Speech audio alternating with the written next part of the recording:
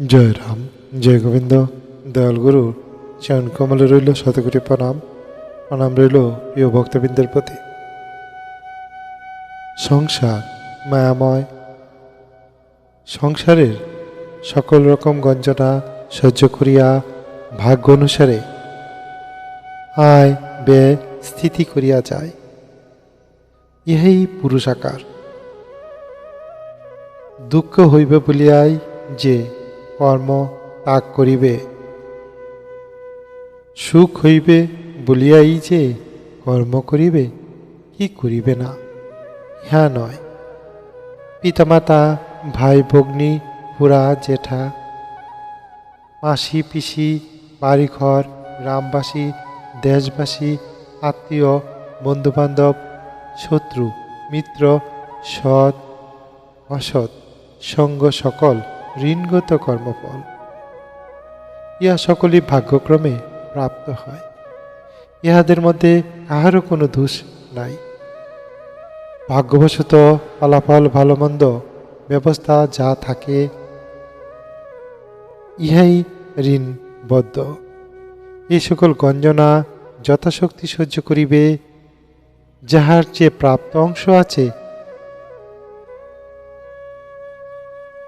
তাহারা যে যেভাবে আদায় করিতে পারে সে আদায়ের চেষ্টা করে।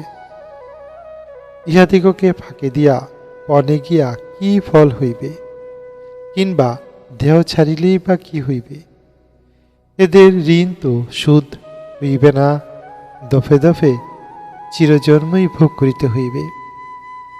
এই গঞ্জনা সহ্য করিতে পারিবে না ভয়ে যদি জপ তপস্যা যোগ যাগ প্রবর্তন করে, তাহাতে ঋণ মুক্ত হয় না, বরং কর্ম বৃদ্ধি হইয়া বন্ধনই হয়।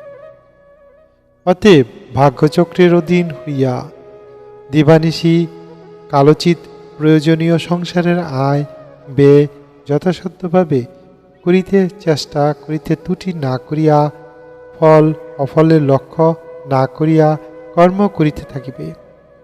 এর মধ্যে যে কোনো সময় পার ইষ্ট দেবতার মন্ত্রাদির নাম যথাসাধ্য করিবে।